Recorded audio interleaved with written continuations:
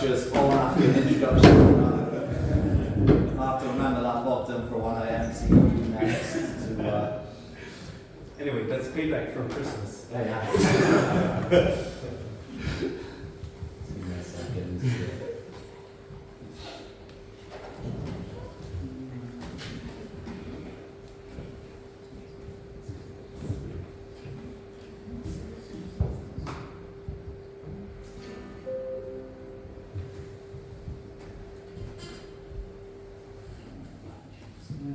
Splendid. Nope.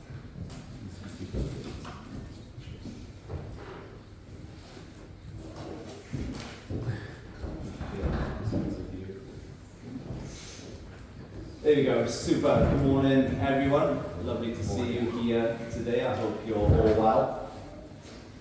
So, grace, an ocean of love. I picked this title because grace is a bit like an ocean. We should be fully immersed in grace, fully taken by grace, as we would be taken by the tide and the sea winds if we were floating in the ocean or in the sea. So special grace today in our church, in our unification movement. We hear this word special so much. Special celebrations, special luncheons with mother, special prayer evenings, special talks, special prayer conditions, special 40-day devotions. And we hear this word special so much, it almost doesn't become special how we hear this word special so much. When I was reflecting on this, I realised that something external is not going to make these events special. Something external is not going to make this a special grace ceremony or a special grace worship. I have to make it special myself. I have to understand Heavenly Parents' heart. I have to understand Father and Mother's heart and what they are trying to give us. And then once I understand, I can attach meaning, and these events then can become special internally for ourselves. I want to dive in a little bit into what grace is. And grace is an incredible term, so I'm going to be going to the New Testament, then to the Old Testament, and then to Father's words to help us understand grace. But before we can understand grace, I think we need to understand God. So many times I've sat in the same seats where you've been sitting whilst growing up in the family federation, and often we have these periods of grace, periods of renewal, periods of atonement, periods of refreshing. But if we're not understanding who God is, and we're refreshing ourselves with God, then these kind of ceremonies, these worship services lose meaning a little bit if we don't understand why we're here and who we are relating to. So we must know God, and we must know that it is through God that we receive grace, and that this is a relational process with God. But if we don't know God, if we don't know who He is, His characteristics, His attributes, then we can't fully grasp and comprehend how He is working in our lives. And we must put faith in something that is unchangeable. We must put our faith in something that is immutable, and that is in God. Myself, so often, I put my faith in other places, in my education, in my ability to work hard, or in finances, or in material things. Whilst all those things are important, the immutable, unchanging, constant that we must put our faith in is God, that underlines all of that. So this period of grace, this period of refreshment, this period of atonement comes in God's unchanging nature, God's unchanging love for you and I and everyone else. And when we look back even to before the creation of the earth, that is the same God that we are relating to today. This is the same God who had his heart broken during the fall, and this is the same God who has been trying to save humanity and trying to restore humanity, trying to offer us all salvation. And that's the same God we're relating to now, and I find that incredibly powerful. It's the same God that sent Jesus. It's the same God that is constantly working hard, striving, having his heart broken to try and reach out to us. And this is the constant love, the unchanging, which is God.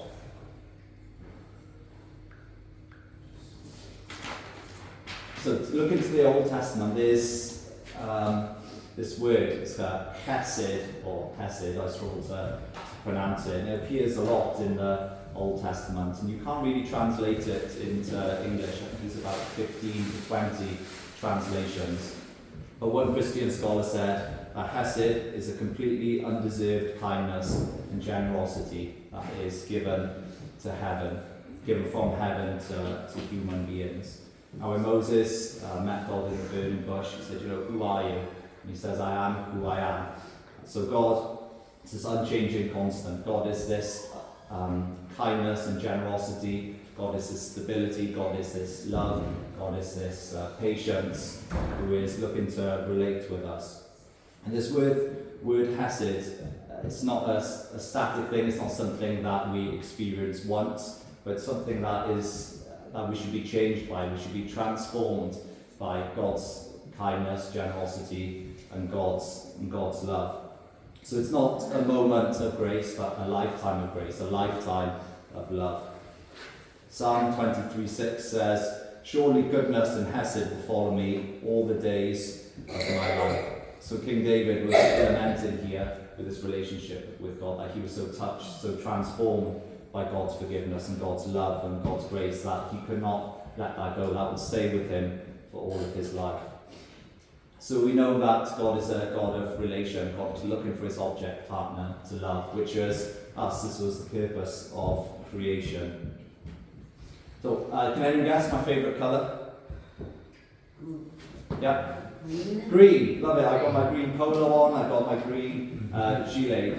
Believe it or not, this was probably a white polo top at some point while he was in the factory in Taiwan. But it gets dipped into a green dye. It's left there to marinate, to soak up the colours, to soak up the desired textures. And in a similar way, we need to be like this plain t-shirt.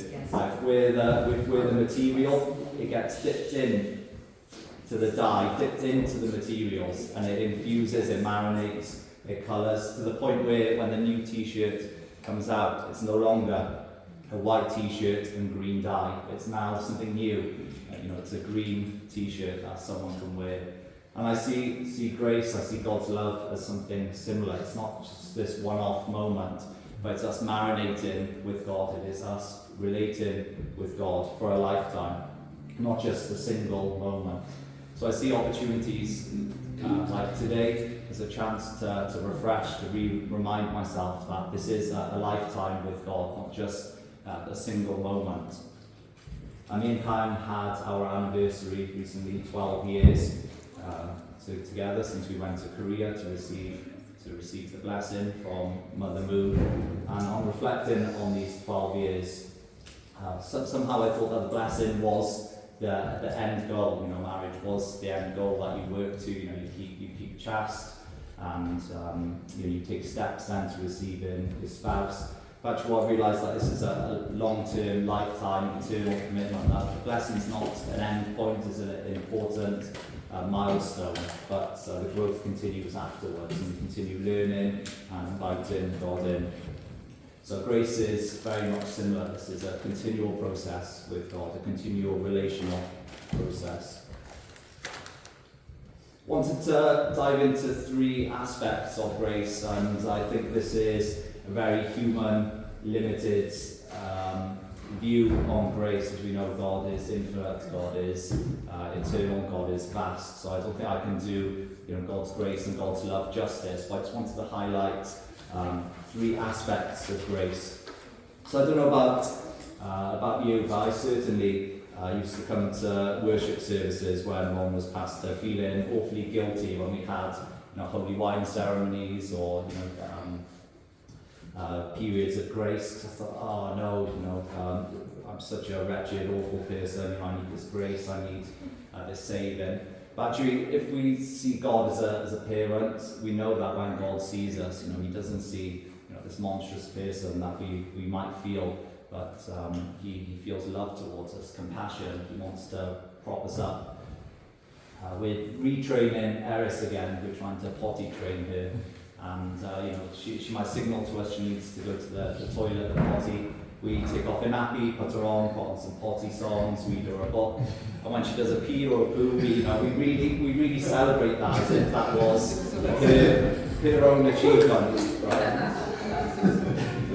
Anyway, why am I mentioning my daughter going to the toilet? Because it's the same with God and us. It's God who puts us on the potty, it's God who takes off our nappy, it's God who wipes our bum, but it's God who celebrates that as if we've done that ourselves, as if that was our own achievement. So yeah, we might see ourselves as, needing grace, as slipping up, as needing forgiveness, but grace is so much more than that. That was what I wanted to try and say. So grace, it can save us. Grace is not earned, but a freely given gift from God. Anyone familiar with Estyn here in Wales? Estyn, they are a governing body for educators, school inspectors essentially. What's the English version? Ofsted. Okay, so they're the Welsh Ofsted, feared by many teachers, teaching assistants and head teachers. So as you know, I started a new job in September, and recently we had the call that Estyn were coming in for 3 days, and when they come in, they look through everything. They looked at all of my displays, my books. They were asking children the question like, how do you learn with Mr. Yamamoto? Do you enjoy being, within his class? And they look at everything under a microscope. Yeah? Here is one advice I will give you. Never ask a child if they enjoy a lesson. The answer will always be no. Okay. Well, I hope my children said yes. That was out of my control. The inspectors were speaking to the children, and I couldn't control it. But anyway, we're waiting for the reports, but we're hopeful as a school. But the reason why I share this with you is because I did something I was not proud of afterwards. We went out for a staff meal, and I'm the newest member of staff, and people were buying drinks, and I got a bit too drunk, if I'm honest with you, and that was the first time in many years that I slipped up. And I felt miserable. I felt so disconnected from God, so disappointed with myself, so ashamed that I had let my standards slip from what God expects of me and what I expect from myself. I decided to go to my local church on Sunday. It's called the River Church, and their logo is suspiciously similar to the River South Church in London. This R with the river coming down. But anyway, I walked in and there was about 100 people there, a full band with guitars, drummers, 3 singers, and it was absolutely incredible. And I had this amazing experience when it was time for, I forgot the word, it slipped out my head, when you have the bread and wine. Holy Communion. Okay, so I walked into this church, and I used to go to a Catholic church with my aunts when I was younger, and I could never receive Holy Communion, only a blessing from the priest as I was christened. But this church, I explained that to them. I said, I'm not christened or baptized, but I have to participate. But the pastor said, no, don't be silly. Jesus' love is for everyone. You must come up and you must have Holy Communion with us. And I had this amazing spiritual experience after receiving communion, where I just saw so much light in the room, and I felt so refreshed, so forgiven, and just so embraced and so loved by the Holy Spirit. And only a few days prior, I felt so disappointed with myself, so ashamed that I almost wanted to hide from God on that Saturday. I felt completely empty the day afterwards. This is a quote from Ephesians. For by grace you have been saved through faith, and this is not your own doing, it is the gift of God, not a result of works, so that no one may boast. So saving grace is a gift. It's probably one of the least, out of everyone here, I probably didn't deserve that experience. I probably didn't deserve to find God's love, but God gave me that gift. God gave me that refreshment. Grace is also something that sustains us. We're sustained with our relationship with Heavenly Parent. We know that when we're engaged in a relationship, there's a give and take of energy and life elements. So grace can keep us going, it can keep us strong. Here's a quote from Hebrews 4:16. Let us then with confidence draw near the throne of grace, that we may receive mercy and find grace to help in the time of need. So this was written when the Christians were being heavily persecuted around 70 AD. And we can almost see a parallel here in our own lives of faith to the early Christians, where they were an emerging group and they were receiving persecution. They had to go against the grain of the wood. They had to go against what society was saying, what culture was saying, and they were being persecuted for it. To stand up and be clear and be bold and have fortitude. But it's God's grace that allows us to do that. It's God's love, it's God's care, it's God's compassion that we stand upon to help us overcome the difficulties that we face. Does anyone know who said this famous quote? What doesn't kill you makes us stronger. Originally, Martin, you might know. Is it kind of like if you go through a struggle but you don't die from it, it makes you stronger afterwards because you don't have to adapt? Yeah, exactly. That's exactly what it is. So, we grow by challenging ourselves, by going outside of our comfort zone. I thought you might have known who said it often. It was Friedrich Nietzsche. He said, what doesn't kill you makes us stronger. For him, life was a struggle. We struggle to adapt, we struggle to grow, but if we can overcome, and we come out stronger the other side. There's a philosopher called Kierkegaard, and he says, anxiety is the dizziness of freedom. I was coming across this as part of my counselling course. Now I'm starting to see clients, and he was stating that human existence is filled with struggles. That is the nature of being a human being. That is the nature of existing. But we overcome this through God's love, through God's grace. I think it's a common misunderstanding that God gives us these challenges, these difficulties. Recently, Uncle Bernard has suffered lots of loss, lots of funerals. He's not here today with us, but I've been trying to support Uncle Bernard through these by conducting some of the ceremonies myself or doing them together. And often says, God took this person, it was their time. But actually, when I was praying and reflecting on this, God's heart is breaking just as much as ours is when we're going through difficulty, but on a much larger scale.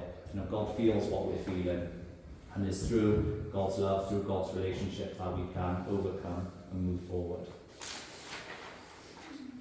Finally, I just want to touch upon gifting grace. That grace is a gift to us. St. Paul was writing to the church at the time. He says in Romans 12:6, having gifts that differ according to the grace given to us, let us use them, if prophecy, in proportion to our faith. So at the time when he was writing, he saw that the new churches that he developed were struggling. They were going back to, if you like, the old ways of the Old Testament, going back to things like sacrifice and the way they worshipped, the way they prepared for church was not what Christ was teaching. So he was trying to share that we need grace to move forward, that providence is something that is real. If we accept that Heavenly Parent is real, and we accept that Heavenly Parent is a relational God, and it would make sense that providence is going forward, that God has a plan, has a hope, has a wish for you and I in this very moment. It's illogical to think that God did have a plan in the past, but now that plan has suddenly ended.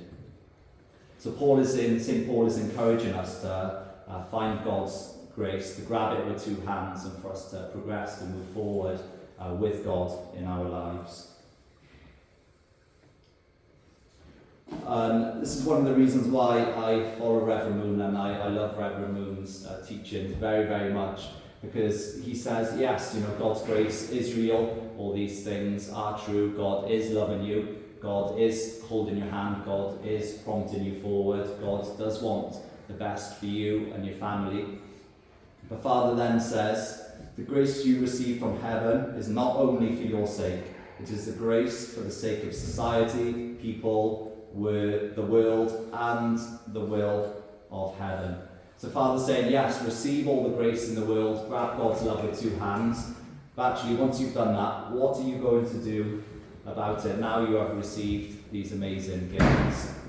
Father teaches us that's not just for yourself, that's not just for you to have a lovely relationship with Heavenly Parent, that's not just for you to recline, indulge, marinate in God's love and become, this new t-shirts, to be reformed, to be changed. He gives us the blueprint that this grace is for us, for them, for our family, then for our community, then for society, then for the world, and then for heaven.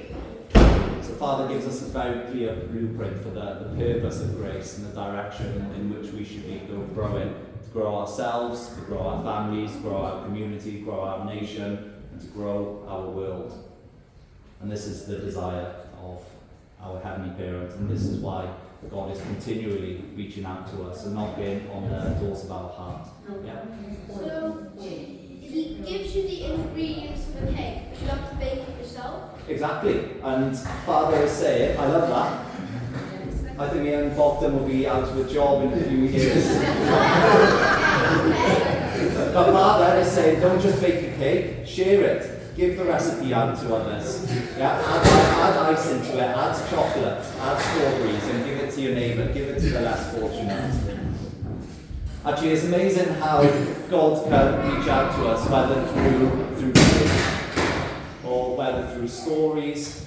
I had this lovely experience with God when I was reading with my daughter the other day, so I just want to share you this children's book, if you can bear with me and have some curiosity. So this is titled A Little Bit Worried. Weasel was minding his own business, out collecting leaves, when suddenly the weather changed. Weasel was soaked through by a nasty rain, and a gust of wind knocked him flat on his bottom. Weasel stood up, puffed out his chest, and said, "That's enough of that messing," he told the sky. But just then, the heavens opened up, and he was bumped about by a mighty hail shower. Weasel was starting to feel very small and defenceless against the angry storm. I'm sure we've all felt that, knocked around, battered, bruised by external elements. He built a wall to keep him safe, but the gale blew in and it whirled round all night, so he built the wall higher. But then the rain came back and wouldn't take no for an answer. So Weasel made the roof. "Keep out," he said, satisfied.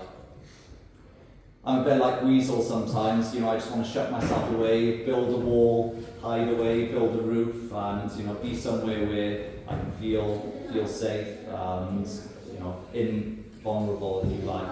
And I think very often we're the same with God. Even though God is the answer, God is the antidote. We blame God, we push him away, we build walls, we build roofs.